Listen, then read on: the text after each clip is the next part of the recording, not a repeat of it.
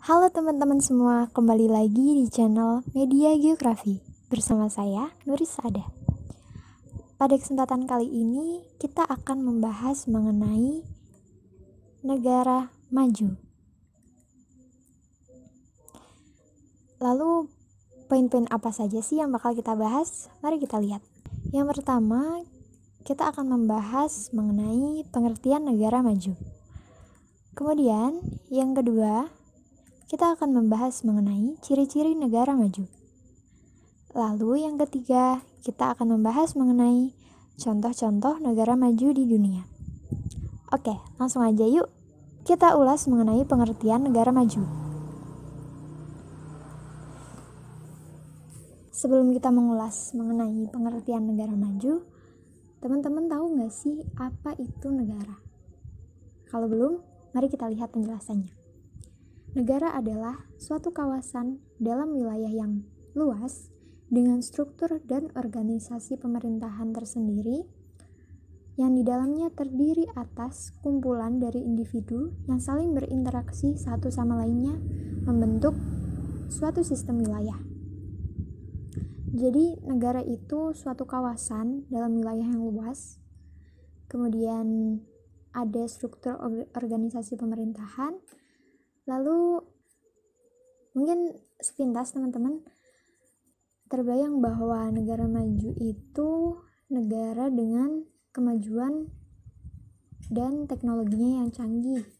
Kemudian negara dengan ekonomi yang relatif stabil. Kemudian negara yang memiliki pendapatan per kapita tinggi, seperti itu. Namun, untuk menggolongkan negara tersebut menjadi negara maju ataupun negara berkembang, itu pada dasarnya cukup sulit. Karena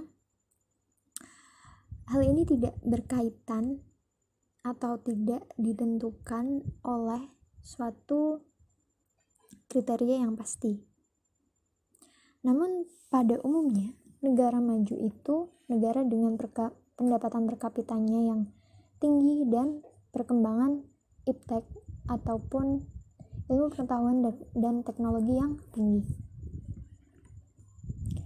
Kemudian kita lanjut ke materi yang kedua, yaitu mengenai ciri-ciri negara maju.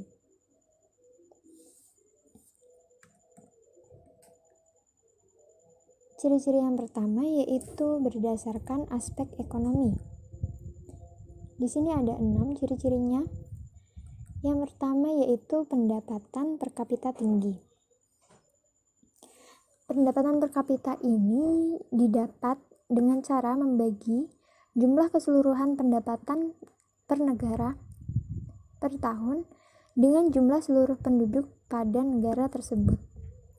Nah, jika hasil baginya itu lebih dari $10.000, negara tersebut dikelompokkan sebagai negara maju. Tapi jika hasil baginya kurang dari $80, negara tersebut dikelompokkan sebagai negara yang sedang berkembang. Lalu ciri-ciri yang kedua yaitu produktivitas per tenaga kerja tinggi.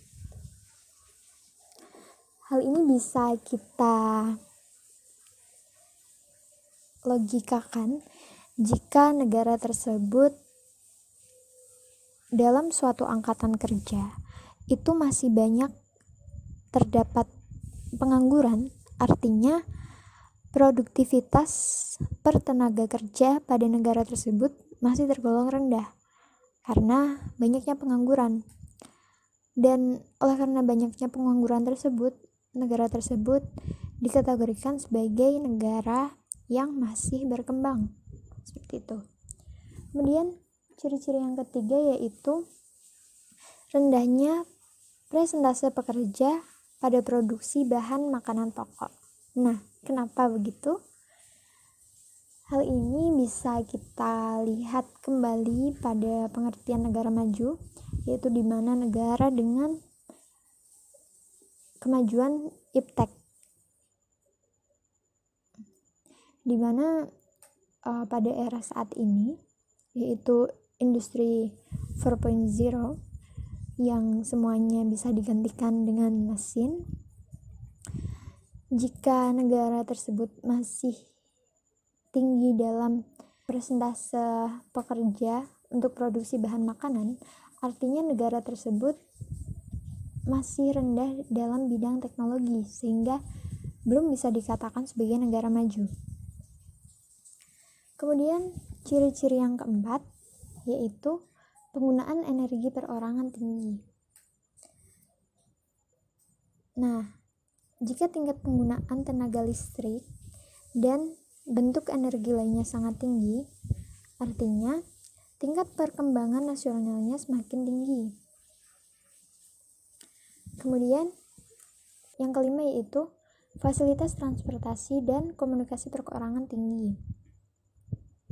Hal ini ditentukan dengan jalan mengetahui indeks per kapita dari pengukuran jalan, kereta api, dan jalan raya, hubungan udara, telepon, radio, dan televisi. Jika indeksnya semakin tinggi pula tingkat perkembangan nasional dari negara tersebut.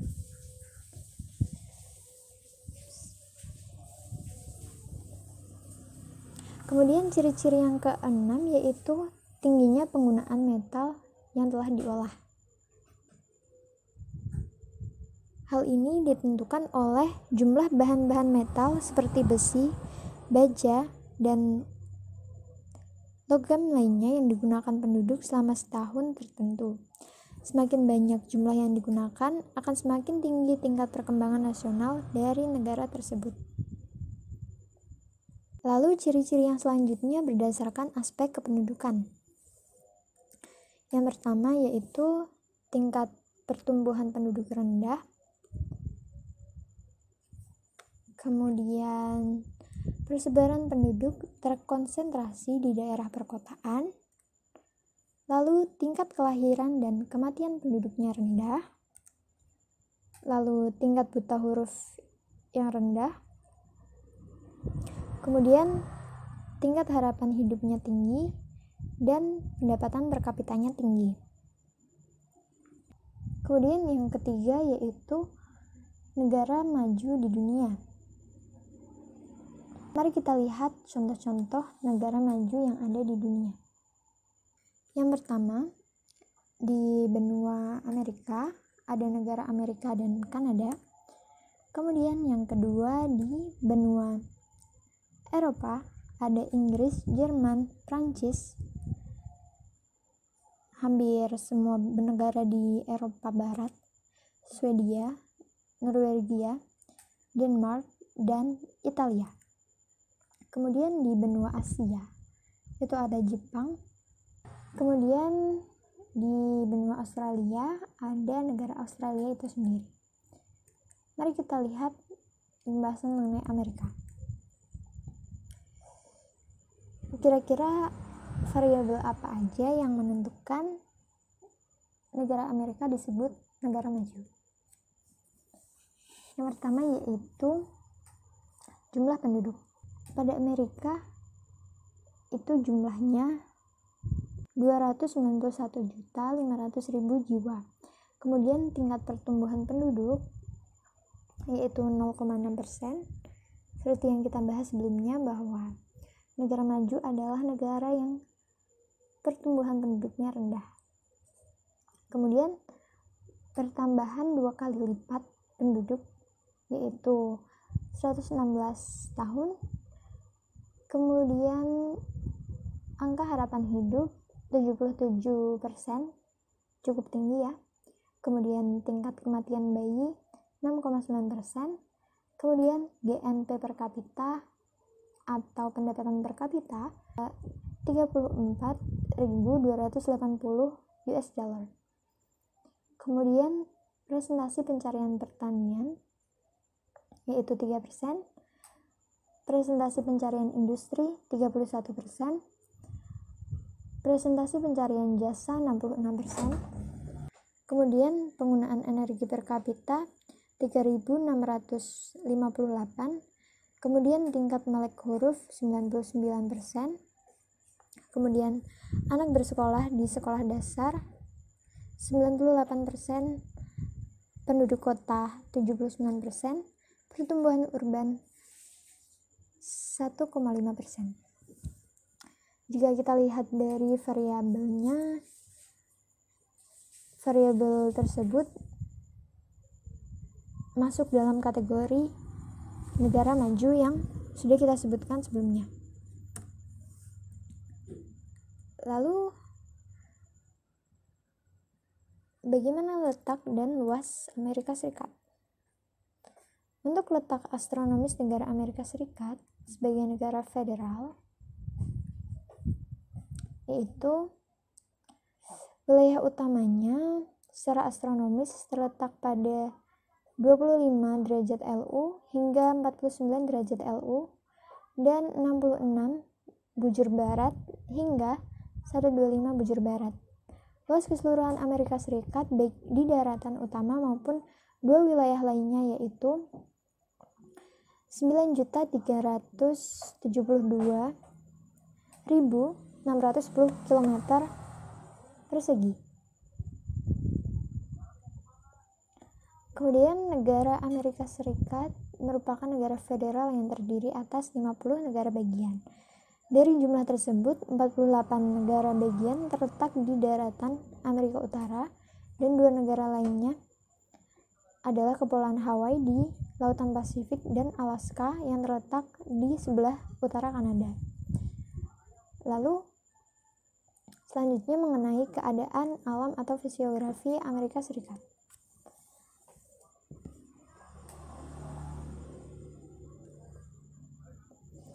Wilayah Amerika Serikat terbentang luas mulai dari Laut Arktik di kutub utara hingga batas utara dari Meksiko di selatan. Secara geografis mulai dari kawasan subtropik di semenanjung Florida dan Teluk Meksiko hingga ke Alaska dan pulau-pulau yang berada di lingkaran kutub utara yang beriklim kutub. Berdasarkan reliefnya atau bentuk muka bumi dapat dibedakan menjadi 5 wilayah utama yaitu sebagai berikut. Yang pertama, wilayah pantai. Kemudian wilayah pegunungan lipatan muda Sirkum Pasifik. Kemudian dataran rendah, wilayah plato barat dan basin, dan wilayah pegunungan tua di timur. Kemudian selanjutnya mengenai ciri-ciri iklim Amerika Serikat. Letak lintang yang bervariasi menyebabkan Amerika memiliki berbagai jenis iklim. Faktor lainnya yang menyebabkan pola iklim di kawasan ini adalah luas wilayah dan keberadaan jalur pegunungan Sierra Madre, Cascade, dan Rocky. Wilayah Amerika Serikat dipengaruhi oleh 9 dari 11 tipe iklim utama, yaitu pegunungan Rocky, kemudian pegunungan Sierra Madre, dan pegunungan Cascade.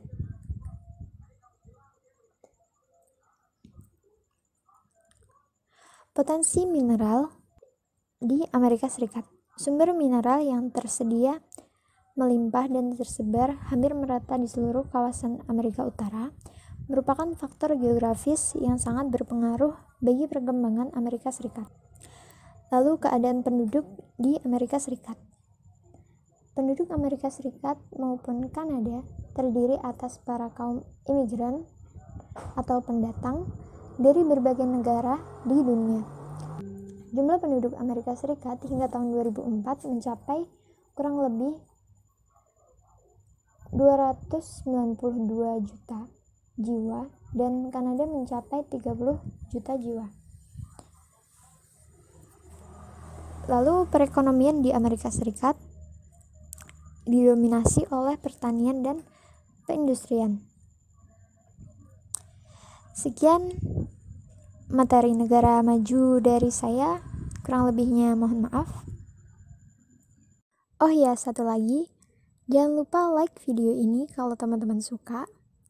Kemudian kalau ada pertanyaan, bisa aja langsung komen di bawah.